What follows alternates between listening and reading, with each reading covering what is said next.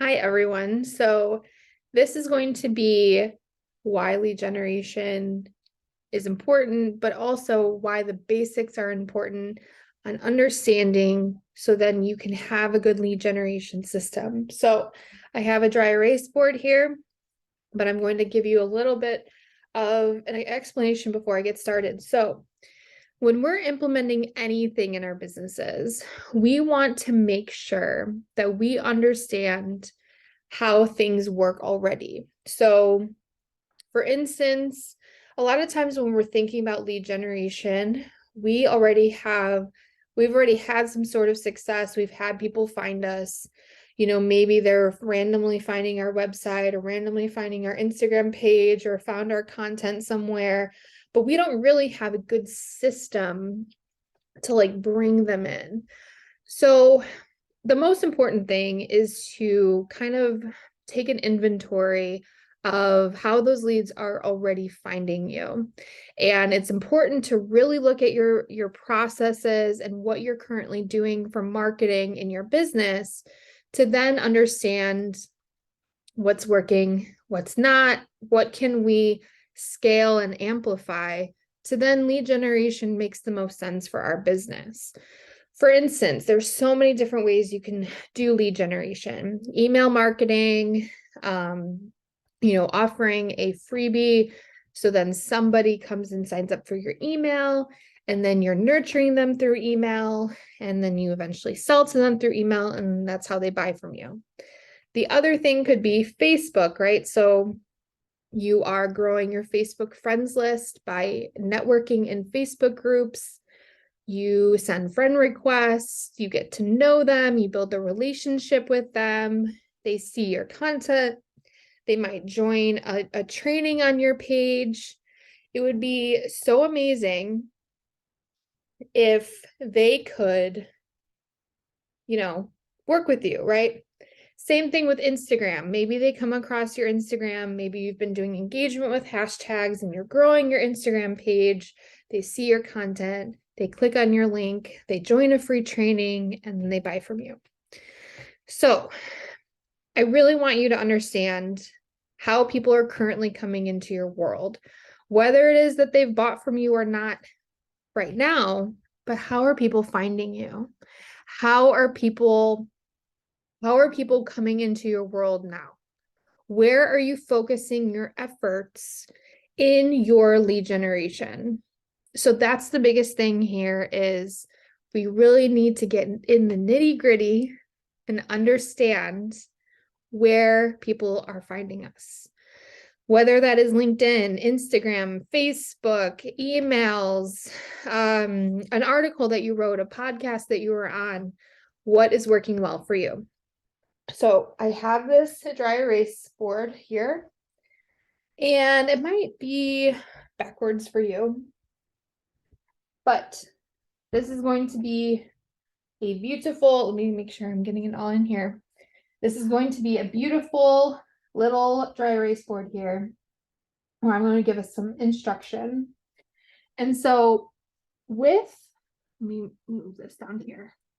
So I have our three main platforms for a lot of us. We have Facebook, Instagram, and Facebook groups. Now, I've drawn these little people here to really highlight how somebody actually finds us, right?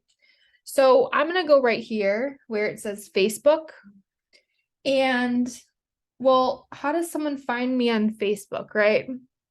With Facebook, for instance, you don't have a public profile. So it's really difficult to understand how someone comes into our world. Well, the number one way to do that is to be networking in Facebook groups where you can get in front of people that you're not connected with yet and they can see your content. And then more than likely, you're going to send them a friend request if you're, vibing with them in the comment section of the Facebook group, or they're going to send you a friend request if, for instance, they're liking what you're posting. So I literally wrote out the step here of we have Facebook group, Facebook group, friend request. And then the next thing that you want to do is send them a welcome message. Now, this might feel uncomfortable for you, which I've heard a million different times. But I want to really highlight that sending a welcome message sets you apart. This welcome message should not be anything that's long and right out of the gate saying, oh, I'm Lauren Najar and I'm a business coach and I help blah, blah, blah, blah, blah. And so if you ever need help with blah, blah, blah, blah, blah, join my Facebook group, all these things. That's not a good welcome message. A good welcome message is, hey, Lauren, thank you so much for connecting. I look forward to getting to know you. How are you today? And you're probably thinking this as well. I get this pushback, but you're going to still have people that don't like those messages. And I still get that. But I know that my intention is just to simply connect. I have released the outcome of, making a sale, making a client, whatever it is. I've released that into the universe. I don't care. I mean, I care, but I don't care if they're going to pay me eventually. I only care to connect at this point. Yes, this funnel I'm showing you is how a lead can become a client, but it's not so much about, oh my God, we have to convert this client right now. When you're messaging someone, it doesn't have to be always about, making them a client. There's so many ways this person can benefit you, where it's going to be something like they can be a collaboration for you. They might have a podcast you want to be on. They might be your next mentor you want to hire, or your next business friend that you can vent to. So there's so many possibilities, endless possibilities for you to connect with these people.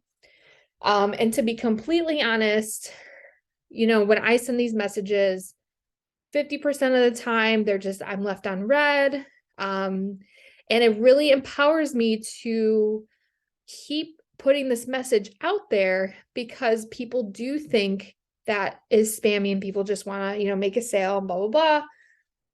But I'm trying to get the word out there that that's not how it has to be, right? So we send them a message. We're, already their friend on Facebook. We're getting to know them.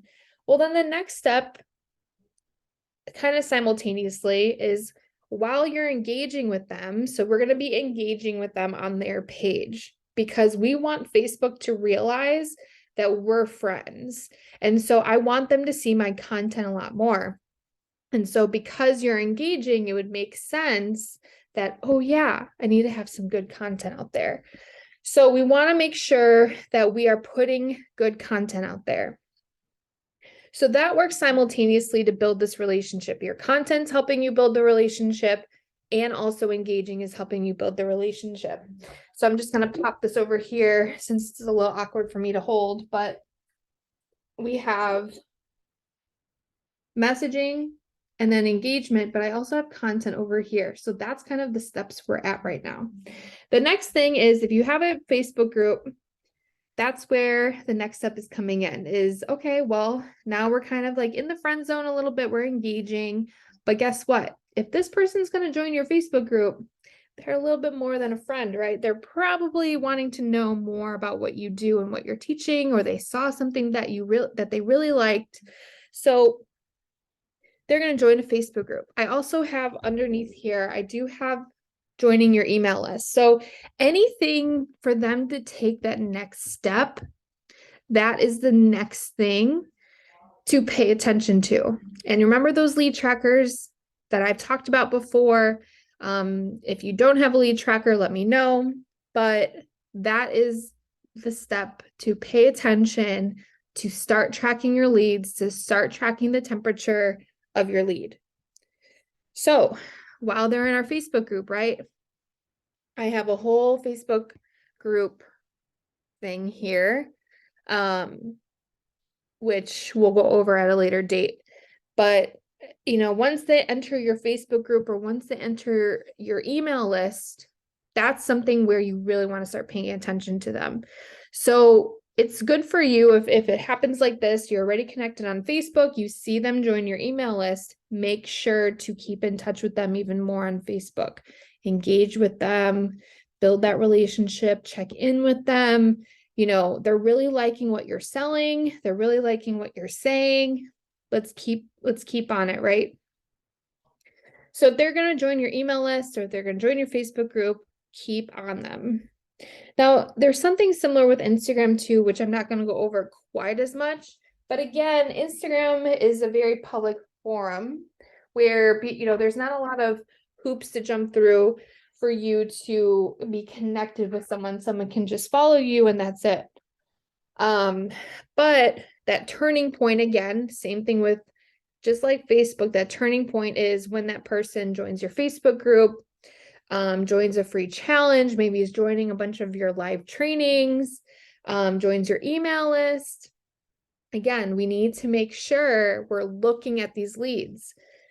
The biggest thing here is when we think of lead generation, we think that, oh, you're going to have 50 leads come in every day. And that's just not the case. Unless like you're buying for it or paying someone to do it like 24/7, I guess that's possible. But I've built my business where, I probably get 50 inquiries a year, maybe more. But, I convert most of those people. And a good chunk of those are one-on-one clients or my agency clients, because I have an agency as well. The thing is about lead generation is when someone finally becomes an inquiry, they're ready to buy from you. And when, in my business, when someone is ready to put in an inquiry, that's almost like a slam dunk because they know they know me already because I've built that relationship with them. They have spent time in my Facebook group or spent time on my email list or have attended trainings. It's very rare. Like I do get people out of the blue that send me an inquiry, but it's more than likely I know the person. I've built a relationship with them. And even half the time I don't get those inquiries. It's just something that's on Instagram and we talk on Instagram and then magic happens, right? Like a lot of I've signed a bunch of clients where I don't even need sales calls. So that's the beauty of really focusing very early on how lead generation works, on what works for your business, on how you're getting clients right now, and how can you really exacerbate that and to really accelerate that. Because if something's working right now, why are you going to change it? You can keep building on top of it, but also it comes down to the point of really understanding how people are finding you first and foremost, and then really paying attention to that one person that's lurking, or those two people that are lurking, or those 3 new people that joined your email list, and starting to engage with them and actually give them attention. Like these are potential clients of yours. Pay attention to what's in front of you first before you go off and do a bunch of other things. And if you don't have these systems in place and you can't make these cool little stick figures and you can't make these charts for your business, that's where your problem is. You have to really understand, okay, if I have efforts that are going to podcasts, how are people finding those podcasts? How are people finding, me on podcasts? How are they listening? Why are they coming to me? How am I pitching?